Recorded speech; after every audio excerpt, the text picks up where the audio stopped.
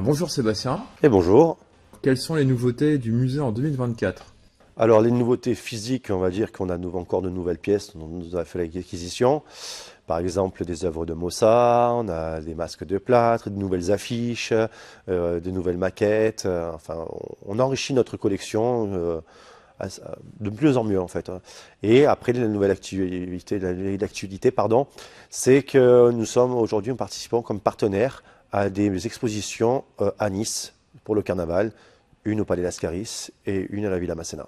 Je suis allé au Palais Lascaris, j'ai vu qu'il y avait pas mal de maquettes de chars, dont une qui m'a beaucoup intéressé, puisque c'est un char, c'est des sorcières qui sont tirées par des ratapignata. C'est ça.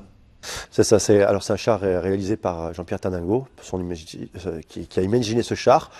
Je ne suis pas sûr qu'il ait été réalisé réellement, mais on est dans l'esprit du carnaval avec la sorcière, en Italie la Befana, la lune qui sont représentées sur le carnaval, et le côté ratapignata qui est vraiment récurrent chez nous, puisque c'est un animal emblématique du carnaval en général, et surtout du carnaval de Nice.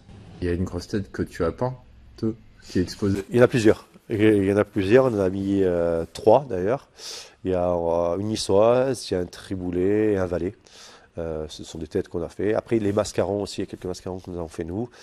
Pareil pour le musée Masséna, il y a certaines têtes qu'on a fait nous et qu'on a peint, qui sont exposées là-bas. Au musée Masséna, il y a aussi une maquette, le roi de la piste.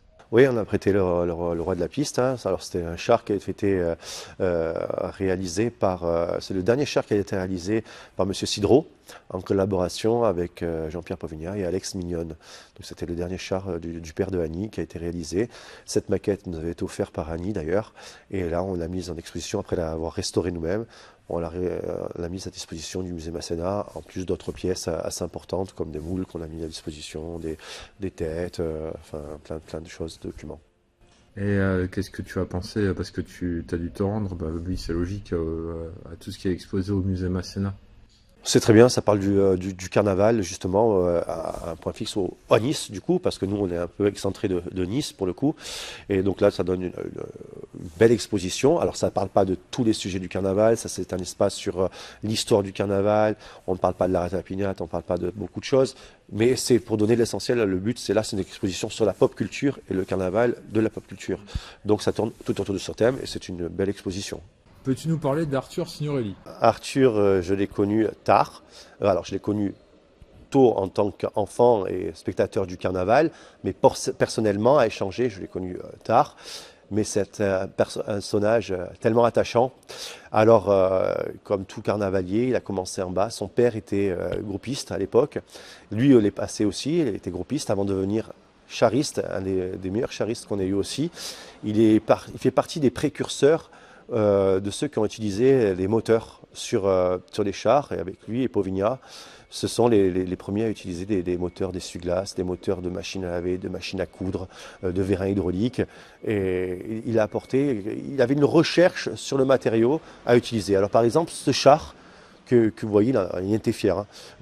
C'est un char qui date de 1982. Et la particularité de ce char, c'est que les personnages, en fait, n'étaient pas peints. C'était ce qu'il appelait du floc. C'était un matériau comme un flocage, qu'en fait, on faisait du floc, une sorte de poudre. Et bon, ça a été interdit depuis parce que, avec les composants qu'il peut y avoir, tout ça. Mais il a utilisé quelques fois, et ça, c'était la première fois qu'il a utilisé ce floc sur ce char, quoi. D'accord. Et c'est lui aussi qui a apporté que les chars bougent, non? Alors, les chars bougeaient avant, mais bougeaient de manière manuelle. On avait des cordes, des poulies. C'était comme un peu se fait à Viareggio. Certains chars à Viareggio ne bougent qu'avec des cordes, par des systèmes de contrepoids, tout ça.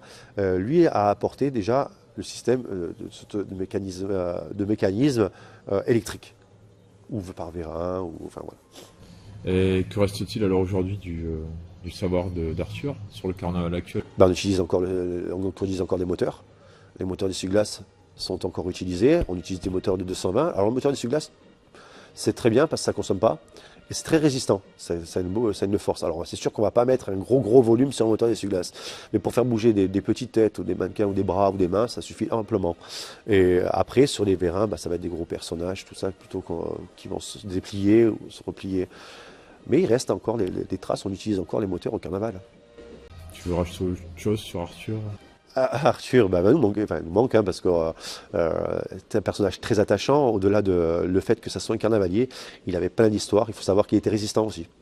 Peu le savent, mais il a une histoire de résistant qui a combattu pendant la Seconde Guerre mondiale avec une de ses sœurs et son père. Et j'ai vu ses archives, on en a parlé, et c'est très touchant parce que voilà, il était vraiment impliqué dans la vie niçoise. Alors, au début comme résistant, après il a fini sapeur-pompier, donc il a toujours donné du temps pour les autres. Et à l'époque, le carnaval, on est bénévole quand on fait le carnaval. Et il a exporté le carnaval de Nice, par exemple, à Saint-Ouen. Il était fier d'avoir créé le carnaval à Saint-Ouen. Donc c'était super, quoi. Il donnait beaucoup de temps pour le carnaval et pour les autres. Les grosses têtes, avant, il y en avait 800. Donc 800, c'est pas le carnavalier qui faisait 800 grosses têtes. Hein. Donc il y avait plusieurs styles, plusieurs manières, plusieurs peintures. Donc on reconnaissait plus ou moins le carnavalier qu'il avait fabriqué, tout ça. Chacun son style. Donc on pouvait se régaler, on n'aimait pas, on critiquait, il y avait toujours quelque chose à dire. Et puis la grosse tête, ça prend forme, ça prend vie une fois qu'elle est portée. Donc il y a une interaction qui se fait entre le public. C'est comme les géants, en fait. Les géants qu'on trouve dans le sud de la France, dans le sud-ouest plutôt, ou dans le nord. D'ailleurs, ces géants ont tous des noms, il y a des baptêmes et tout des cérémoniales qui sont faits autour. Il y a une danse qui est faite, la danse des géants. Et d'ailleurs, même les grosses têtes, quand elles ont participé au carnaval de Nice, souvent, il y en a qui finissent dans le nord de la France. Elles sont réappropriées par les gens de la ville qu'ils ont acheté et les baptisent. Elles ont un nom. En 2023, tu nous as parlé d'une grosse tête de 1989. Peux-tu nous la montrer? Eh ben, elle est ici. C'est une grosse tête qui faisait partie d'un groupe de têtes. Donc c'était pour le roi de l'amour. Ça représentait des supporters en fait pour l'amour du sport. Et on a eu la chance d'avoir ce don de cette grosse tête grâce à l'intermédiaire de Stan Palomba. Et du coup cette tête on l'a restaurée en gardant les couleurs le plus possible d'origine, hein, parce qu'elle avait les bras qui étaient presque plus. Certaines choses étaient abîmées, et puis on l'a maintenue, et puis elle est là parmi nous, cette grosse tête, et c'est de ce format-là, c'est la plus vieille qu'on ait. Après, on a des grosses têtes, des têtes plus vieilles qui sont des éléments de char, mais sinon, c'est la plus vieille pour l'instant qu'on ait des grosses têtes. Ceux qui fabriquaient les grosses têtes, c'est obligatoirement les carnavaliers, ou il y en avait d'autres personnes qui pouvaient construire des grosses têtes? Alors, c'était les carnavaliers. Hein. On commençait, quand on voulait devenir carnavalier, par fabriquer une isolée, une grosse tête. Puis après, on en faisait une deuxième, une troisième, quatrième, puis ça s'arrêtait là. Pour changer de catégorie, devenir groupiste, c'est-à-dire avoir un groupe de têtes, il fallait attendre que le groupiste récupère le char. C'est-à-dire, pour cela, il fallait que le chariste soit décède, soit trop ancien pour réaliser son char, laisse sa place. Donc, pour devenir carnavalier, il fallait faire ses armes sur une grosse tête. Quelle a été ta première grosse tête? Il y a deux choses. Une, on m'a offert ma première grosse tête. Alors, ma première grosse tête qu'on m'a offert, c'était Gérard Marie, qui était carnavalier à Nice, dont il était connu pour justement avoir un char de travesti sur le carnaval, très populaire. Et il m'avait offert une grosse tête de 1990, je me rappellerai tout le temps. Elle avait un petit chapeau avec un gros nez, tout ça. Dedans, c'était des sangles, et c'était la première tête que j'avais eue, j'étais comme un fou. Et moi, la première grosse tête que j'ai fabriquée vraiment de A à Z, pas celle où j'ai participé, vraiment celle que j'ai faite de A à Z, c'était un personnage qui faisait un bisou, qui était torse nu avec les bras en l'air, qui faisait des bisous, quoi, en fait, tout simplement. Je l'ai gardé pendant des années, et puis après, elle est partie pour d'autres carnavals, quoi. Et je crois que je l'ai retrouvée dans le nord, je crois qu'elle a fini dans le nord de la France. Comment en as-tu réalisé? Quelques centaines. Honnêtement, entre le carnaval de Nice, les carnavals de village, quelques centaines. Ouais. Est-ce que c'est compliqué d'en réaliser? Compliqué. Je ne dirais pas que c'est compliqué quand on a la passion et qu'on apprend, qu'on prend le temps d'apprendre. C'est pas vraiment compliqué. Après, on peut dire que oui, ben, peut-être c'est pas donné à tout le monde si on veut, mais si on s'y met, honnêtement, il n'y a pas de quelque chose de compliqué. Hein. Tout s'apprend. Mais pourquoi t'as voulu faire des grosses têtes plutôt qu'un char? Je trouvais ça plus grotesque. Une grosse tête, en plus, on voit l'évolution quand on fabrique tout ça. Surtout les grosses têtes en carton-pâte. Les grosses têtes en papier me plaisent plus que ce que c'est devenu maintenant. Le plastazote me plaît pas vraiment. Le gonflable, ça ne m'intéresse pas. Et vraiment, maintenant, bon, elles sont en résine, tout ça, ça peut changer. Voilà, et ça dépend. Là, par exemple, devant vous, vous avez des grosses têtes qui sont en papier. Donc, elles sont en carton-pâte de manière traditionnelle. Vous voyez, ça va jusqu'au chapeau, hein, tout ça, tout est fait de papier. Ça reste quand même assez propre, assez lisse, hein, quand même, ce qu'on peut voir. Et voilà, le poids, elles sont généralement, celles-ci tournent autour des 12 kilos, à peu près. D'accord. Et c'est après combien de temps pour en faire une? Juste une seule? Par exemple, celle-ci, alors on est parti de la sculpture. Pour le coup, normalement, la sculpture, on l'a fait en argile. Celle-ci, les sculptures, elles ont été faites en argile. Celle-ci, la sculpture, elle a été faite en polystyrène. Le polystyrène, je ne suis pas contre l'utilisation du polystyrène au carnaval.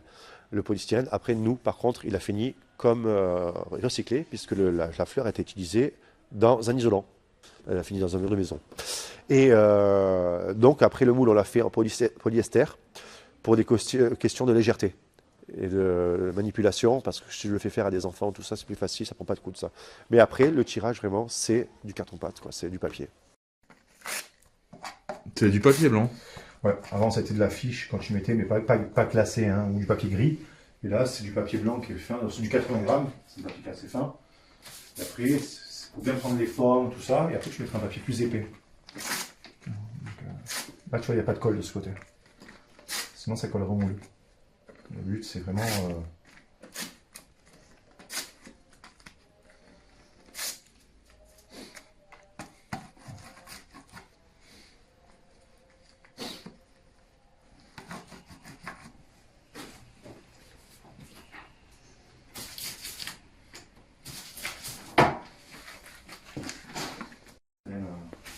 Ah, à mon avis, en février 2025, elle sera au musée. Oui. Oui, bien sûr. Là, dans quelques temps, c'est assemblé, c'est fini.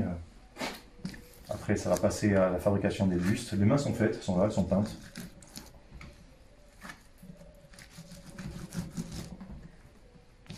Le carnaval à Genève a fini il y a 2 jours, donc je peux te dire, on perd pas de temps. Ouais, bah moi, celle-ci, tu vois, quand elle va être sortie, donc je connais pas le résultat du tirage, parce que je l'ai pas encore vu comment ça reste. Et après, normalement, si c'est parfait ou pas, je vais le retapisser, encore mettre une couche de papier pour vraiment lisser la tête, quoi. Que ce soit vraiment très lisse. On dirait pas, mais elle a un beau volume quand même. Hein. Ouais. Parce que quand elle est coupée en deux, c'est une chose, et tu en prends encore l'arrière. Hein, qui arrive. Donc, voilà, donc là, je renforce quelques morceaux.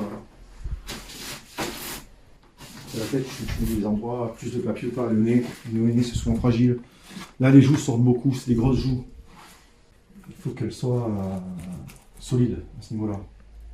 C'est là qu'elle va prendre les premiers coups, la tête.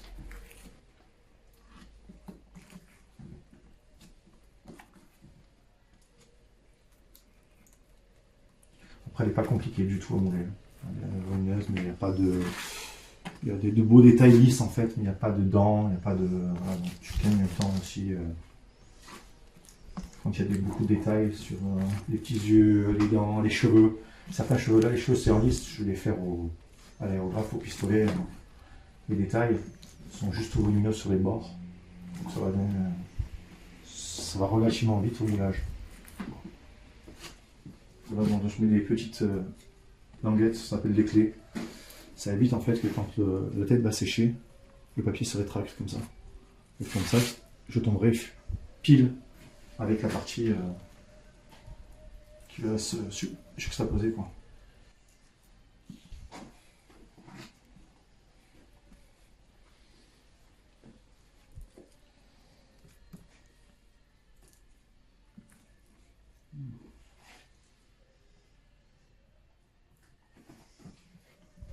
Et voilà, c'est là, l'avant est fini.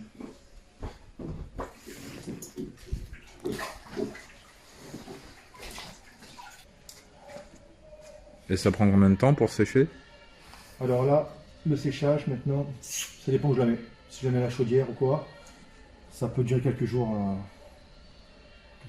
3-4 jours, peut-être 3 jours. Ça dépend. Ça dépend. Là, malheureusement, aujourd'hui, il pleut beaucoup. Et c'est humide. S'il y avait eu le soleil, là, ce serait parti dehors. Il y aurait eu déjà un premier fait tiré de papier, donc ça me gagne le temps. Tu as parlé de la résine tout à l'heure, tu en fais en résine ou Alors, si je fais de la résine, maintenant, moi, c'est uniquement des bustes. Ça va limiter au corps, souvent quand ils sont habillés. De temps en temps, ils sont en résine parce qu'elles sont stockées dans des endroits où il peut y avoir de l'humidité qui vient du sol. Et donc, du coup, ça ne bouge pas. Mais nous, les bustes, on va les utiliser 30, 40, 50 ans. Hein. Je veux dire, la tête, une fois qu'elle est abîmée, je coupe la tête, je la change, je la remets en carton-pâte, mais le buste, il n'a pas changé, il n'a pas bougé, il n'est pas cassé. Donc, c'est l'utilisation sur le long terme. Alors, donc, ce qui change dans les grosses têtes, c'est juste la tête, quoi. Si, ça dépend des modèles. Par exemple, une tête comme celle-ci, elle est entièrement en papier. Si je change tout. Si je veux faire un monstre comme tu as à côté, pareil, il est bleu, il change tout. Voilà. Si souvent elles sont habillées de tissu, on ne voit pas forcément le dessous. Bon, on peut récupérer le buste, tout ça. Mais après, tout ce qui est les mains, tu vois, ça c'est du papier. Et les bras? Là, les bras, c'est du ressort habillé de journal. Je me suis toujours demandé pour les bras, et puis il y a d'autres éléments aussi qui bougent. Alors, il y a toujours des tas de systèmes. Il y en a qui ont les bras qui bougent, il y en a qui ont les paupières qui se ferment, il y en a qui ont les yeux qui bougent. C'est tous des systèmes d'élastique ou de ressort. Enfin, c'est un peu le côté ingénieux. La chose, il y en a qui ont les têtes qui bougent. Enfin, on peut tout faire, en fait. Hein. Il y a pas, maintenant, il y en a même sur roulette. Bon, moi, je préfère les porter parce que la roulette, on peut aller que dans un sens, finalement, on ne peut pas se baisser. Moi, ce que j'aime, c'est l'interaction, c'est de faire peur, arriver au dernier moment, tourner, courir, danser. Voilà, que ce soit vivant, quoi.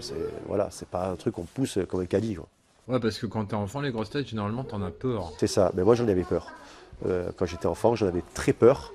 Ça m'intriguait. Mais j'étais fasciné par ça. J'en voulais en avoir une, mais j'en avais peur. C'est toute la contradiction, en fait, la chose. Je me souviens qu'une année, une des premiers souvenirs que j'ai eu le carnaval, une grosse tête se baisse sur moi et je crie papa. Mais en fait, la personne à côté, c'est pas mon père. Et en fait, mon père était derrière avec ma mère qui rigolait. Et puis, c'est un souvenir qui m'a marqué. Et du coup, ces têtes, chaque année, je les voyais. Et j'avais qu'une envie, c'était de regarder, les porter. J'avais hâte, en fait, d'avoir l'âge de pouvoir les porter, d'avoir 14-15 ans, quoi. Ah, moi non, dès que je vois des grosses têtes, je les esquivais. Je voulais pas les voir. Hein. Non, pour moi, Souvent, c'était des personnes en plus, donc... Souvent, les gens s'amusaient en plus à mettre dans le trou pour mettre le porteur de confettis ou de bombes. Voilà. Bon, maintenant, on n'arrive même plus à les approcher, ce qui est dommage. Combien ça te coûte? Ah, bah, ça dépend du modèle. Ça dépend du modèle. Ça dépend du modèle, ça dépend si je mets du tissu dessus, si je fais appel à une couturière, si c'est entièrement de la peinture, ça dépend si je fais une nouvelle sculpture, le sculpteur, voilà, ça dépend de beaucoup de choses. Est-ce qu'il y a des ratés? Ah ben oui, hein, quand on commence, il y a des ratés, ou même après, hein, des fois, on peut rater la peinture, par exemple. Eh ben, c'est pas grave, on repeint, on recommence. Après, des fois, il peut y avoir des ratés sur les tirages, sur les produits qu'on utilise.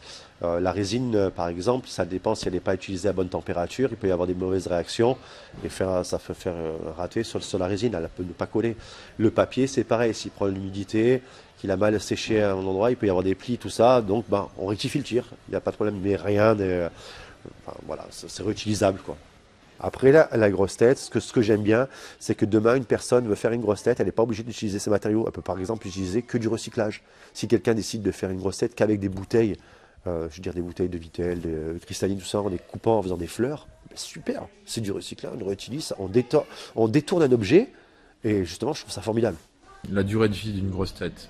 La durée de vie d'une tête, il n'y a pas de durée de vie en fait. Hein. Si elle est bien conservée, qu'elle est au sec, qu'elle ne craint pas l'humidité, tout ça, vous la gardez vita aeternam. Il suffit qu'elle ne soit pas mangée pas piquée par les vers, qu'elle ne soit pas mangée par les rats, ou bien conservée dans un endroit sain, vous le gardez. Hein. C'est comme une œuvre d'art. Quand tu crées une grosse tête, quelles sont tes influences? Ça dépend de mon humeur. Ça dépend. Si je veux faire quelque chose de gai, ben, je vais représenter quelque chose de gai. Si je veux représenter quelque chose de triste, je vais faire quelque chose de triste.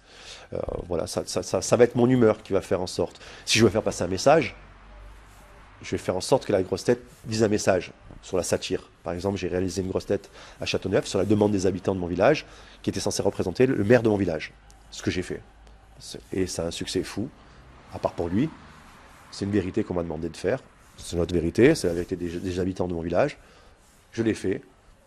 Voilà, on fait passer un message. Est-ce que tu comptes un jour à refaire le défilé des grosses têtes dans le Vieux-Nice? C'est pas prévu pour le moment. C'était une belle réussite. On a beaucoup aimé parce que c'était un clin d'œil aux 150 ans du carnaval. Puis en plus, voilà, les fifres, les tambours, les grosses têtes étaient colorées. Le Vieux-Nice, c'est vraiment sympa. Ça résonne de suite, c'est sympa. Puis de toute façon, il peut passer que des grosses têtes dans le Vieux-Nice, pas plus gros parce que les rues sont tellement étroites. On y avait pensé, puis pour le moment, c'est pas prévu. Alors aujourd'hui, je vous dis ça. S'il faut demain, on le refera. Hein. Et ces grosses têtes, ça sera pour? Alors celle-ci, ces trois-là, c'est pour le carnaval de Châteauneuf, le carnaval de printemps du coup. Donc elle représente le printemps, puisqu'elle représente une bouquetière, donc une niçoise qui va ramasser des fleurs. Et donc vous avez les marguerites ici. C'est des marguerites qu'elle a ramassées Voilà, on peut représenter comme ça. C'est le but en fait, c'est cet ensemble. Quand a été créé le carnaval de Châteauneuf-Villevieille? Alors à Châteauneuf, j'ai pas la première date du carnaval. On célèbre plus ou moins tout le temps le carnaval à l'école, souvent le Mardi Gras. Dans le temps, il faut se dire que Châteauneuf n'est pas aussi bien desservi que maintenant, hein. Je veux dire, la route, tout le monde n'a pas de voiture. Dans le temps, on a des charrettes, des mulets, et on ne descend pas à Nice, hein, ou très rarement. Donc, on fait le carnaval sur place. On a quand même cette culture de la fête, mais ça reste que des mascarades. Et puis après, on a eu la chance, nous, à Châteauneuf, il y avait un carnavalier qui avait une maison à Châteauneuf, qui s'appelait Marcel Bermond, et qui était un des premiers chars de travestis au carnaval de Nice, vraiment dédié aux travestis. Et en s'en est suivi aussi la famille Marie, Gérard Marie, avec son fils ensuite Antoine, qui eux avaient le deuxième char de travesti qui suivait. Et on va vraiment développer le carnaval. Alors Marcel Bermond, à partir des années 60, montait son char à Châteauneuf, avec des grosses têtes. Et la famille Marie, à partir des années 90, montait les têtes. Et puis surtout, à partir de 1999, on a développé vraiment le carnaval de printemps pour clôturer le carnaval, lancer vraiment cette tradition et en faire vraiment un corso beaucoup plus conséquent. Au cours d'une dernière interview, tu m'as parlé longtemps de Viareggio et je sais que tu t'y rends. Alors, comment c'était l'édition 2024? Elle était toujours aussi bien. Alors, un peu moins impressionnante que pour les 150 ans du carnaval. Les chars un peu moins impressionnants, mais on est quand même à un niveau, du haut niveau, un niveau carnaval, c'est quand même du très haut niveau. Beaucoup de mouvements. Il y a des chars, par exemple, il y avait un T-Rex qui ne bouge entièrement qu'à la main. C'est juste assez impressionnant. Tout bouge à la main. J'ai vu ce char, j'ai vu le mécanisme, c'est juste exceptionnel, quoi. Et il est entièrement en papier. Donc c'est très impressionnant. Le char qui a gagné cette année, c'est le même vainqueur que l'année dernière, qui reste toujours dans des mouvements, c'est fluide, enfin c'est poétique. Et ce que j'aime bien, c'est la dramaturgie qu'il peut y avoir sur un char. C'est-à-dire qu'il y a le char, le personnel qui est sur le char, et il y a l'avant du char. C'est-à-dire que devant, le personnel qui va être devant le char va être la continuité de l'histoire. La musique qui va être diffusée sur le char raconte une histoire. Je vais bêtise, on ne va pas mettre la Macarena et devant faire la Macarena, ça n'a aucun sens. Donc là, il y a toute une musique qui est travaillée, et dedans, les gens sont acteurs, c'est-à-dire qu'ils font des grimaces, ils jouent un rôle, ils jouent le rôle du char. Et je trouve ça assez exceptionnel. Et du coup, ça fait participer. Il y a cet échange qui se fait avec le public. Alors, ce qui est bien là-bas, c'est qu'en plus, on peut bien voir, parce qu'on se déplace. On n'est pas stocké derrière des barrières, on est défilé, on n'est pas statique. Vous voulez marcher, vous marchez. C'est vivant. Et puis, en 3h30 de corso, parce que le corso commence à 15h et finit à 18h30, pardon, ça fait qu'il commence de jour et il finit de nuit. Donc, on le voit s'illuminer. On a le temps de voir les choses. C'est assez impressionnant, mais je reste toujours assez émerveillé. Il y a des années que j'ai préféré l'année dernière qu'à cette année, mais j'ai déjà hâte d'y retourner l'année prochaine. Et là, par exemple, samedi, pardon, j'ai un copain de Viareggio qui était carnavalier là-bas, qui vient justement nous rendre visite au musée et nous apporter des pièces. Et parce que j'ai vu qu'il y avait un char avec on aurait dit un jaune avec... Ah non, c'est pas. Alors lui, il a fini deuxième. Alors tout a une thématique, hein, ça raconte toujours une histoire. Alors après, quand il représente des personnages politiques, C'est pas celui avec la lampe qui a gagné? c'est le jeune avec le bateau sur la vague, c'est celui-là qui a gagné. Voilà. Bon, on se demande comment ça tombe pas, quoi, parce que c'est... Tout est pensé, il y a vraiment des contrepoids et tout est fait. Par exemple, quand ça bouge à la main, c'est fait en sorte que, bien sûr, vous forcez, mais tout est décuplé en fait. Les forces sont décuplées de façon à ce que vous ne forcez pas ce que vous devez faire. Enfin, ce que je veux dire, c'est que les mouvements sont assez fluides. Un moteur, quand on l'utilise, souvent, il bouge, il y a un temps d'arrêt, il revient. Il bouge, temps d'arrêt. Donc, c'est toujours pareil. À la main, c'est la personne qui va tirer. Elle ne va pas fortement tirer, toujours pareil. On n'a pas un métronome sur nous. Donc, un coup, ça va faire ça, là, puis ça s'arrête, puis ça reprend. Puis, vous voyez, c'est vraiment le principe de la marionnette. Ils ont vraiment cette culture, les Italiens, de la marionnette. C'est vraiment, ils ont une passion pour ça, et ça s'inspire beaucoup de ça.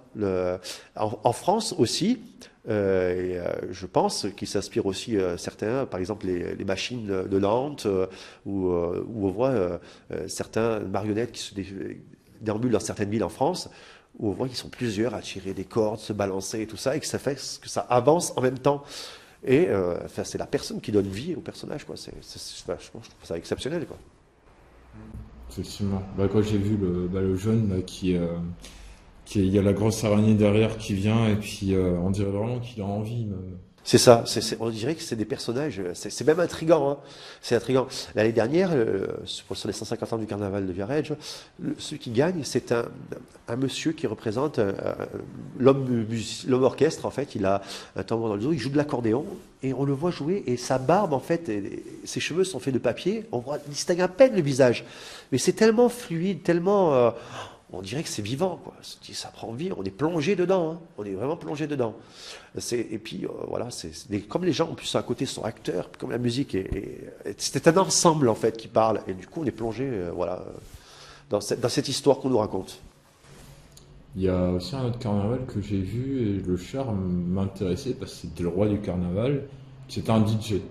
Ouais. Et pareil, ça bougeait, je sais plus c'est où. De toute façon, il y a tellement de carnaval en Italie, magnifiques. C'est ça, il y a la Stiacca, il y a Cireale.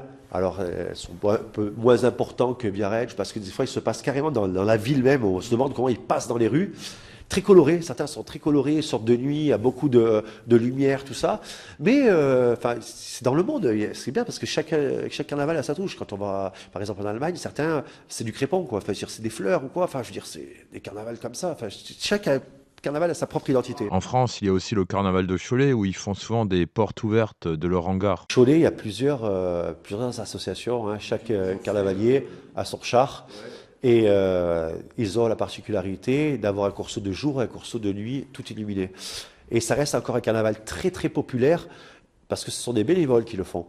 Et donc on donne de son temps. Quand on donne de son temps à faire les choses, on y met avec le cœur à les faire. Vraiment, plus que quand on est salarié. Je ne dis pas que quand on travaille, on ne met pas du cœur. Mais quand on est bénévole, on le fait avec passion et on donne de son temps. C'est-à-dire que le temps libre, on va le consacrer à ça. On pourrait faire très bien autre chose. Maintenant, on le consacre à ça. Et ce temps, il va servir à réaliser un spectacle ou une parade ou quelque chose pour les autres. Quelqu'un qui fait du bénévolat, c'est très important parce qu'il donne du temps pour du partage, pour transmettre quelque chose. Que ce soit une émotion, que ce soit un spectacle, que ce soit une histoire, enfin, tout. Donc, quand quelqu'un donne de son temps, je trouve que c'est le plus important. C'est ce qui donne de la beauté en plus à la manifestation, à un musée, à un livre, à une histoire, à tout. Qu'est-ce que l'imaginaire dans le carnaval? Où c'est un peu compliqué, c'est que nous, au carnaval, on suit toujours une thématique. Donc, on a toujours une ligne directrice. Roi du sport, roi de l'énergie, roi du soleil, roi du machin, ce que vous voulez, quoi. On n'a pas eu le roi de l'imaginaire. Ça pourrait être bien, ça pourrait le faire. Le roi du fantastique, par exemple. Vous voyez, ça serait un thème sympathique parce qu'on pourrait se lâcher complètement. Là, on pourrait raconter une propre histoire qui n'existe pas, qui serait sa propre histoire. Donc ça serait pas mal. Après, de donner une image à l'imaginaire, ça je laisse faire chacun à sa propre image. Eh bien, Sébastien, je vous remercie d'avoir répondu à toutes mes questions, une fois de plus. Merci à toi d'être fidèle, de venir chaque année, d'être toujours aussi passionné du carnaval, de nous faire découvrir des carnavals, parce que même si je suis passionné par le carnaval de Nice essentiellement, je m'intéresse aux autres carnavals, et grâce à toi, je découvre des carnavals que je ne connaissais pas, comme Céré, comme Rivesaltes par exemple, je ne les connaissais pas, je connaissais non. Hein, par exemple, Céré, je sais que on fait de la cerise là-bas, mais je ne savais pas qu'on faisait le carnaval, et d'autres encore, et c'est super quoi, de partager ton savoir, et justement, ça m'enrichit davantage, et tant mieux, et j'invite toutes les personnes qui ont envie de me raconter une histoire, leur anecdote, leur carnaval, ou de nous faire un écrit, nous l'envoyer, et comme ça, nous, on met dans nos archives, et je prends connaissance, et puis ça restera. Et puis voilà, c'est un partage. De toute façon, le carnaval, notre culture, il n'y a pas un carnaval en France qui est mieux qu'un autre. Que ça soit dans le monde, tout ça. Chaque carnaval est important. Voilà, c'est un peu le côté bisounours, on va dire, mais chaque carnaval est important, que ce soit Albi, Chalon-sur-Saône, Cholet, Limoux, Granville. Oui, tous ces carnavals sont exceptionnels. C'est ce qu'on en fait. C'est comme une matière. Une matière n'est pas ringarde. Comme ça a pu être dit par le passé, c'est ce qu'on en fait qui devient ringard. Le papier n'est pas ringard. La ferraille n'est pas ringard. Le bois n'est pas ringard. Ce que vous en faites peut le devenir ringard. Mais Un carnaval, on n'a pas forcément obligé d'avoir des chars surdimensionnés, on n'a pas obligé d'avoir beaucoup de grosses têtes. Un carnaval humain, c'est très bien aussi. Un village, un petit village de 30 habitants, il fait son carnaval, ben, ils font son carnaval, c'est très bien, ben, tant mieux. C'est la fête, c'est l'avantage, c'est ce message. Et puis vraiment, il faut rester dans les origines du carnaval, rester dans se moquer, chasser ce qu'on a peur, vraiment, voilà, on s'amuse. C'est ça le carnaval. Bah, merci pour ces mots de la fin. Ouais, merci à toi. Et à l'année prochaine. À la prochaine. Si vous désirez avoir de plus amples renseignements, veuillez vous rendre à l'adresse internet suivante muséeducarnaval.com. Vous pouvez également contacter le musée via leur page Facebook et sur le compte Instagram. Les liens sont affichés en dessous de cette vidéo dans la partie description. Et comme le dit si bien Sébastien, préservons la mémoire carnavalesque et viva Carnaval!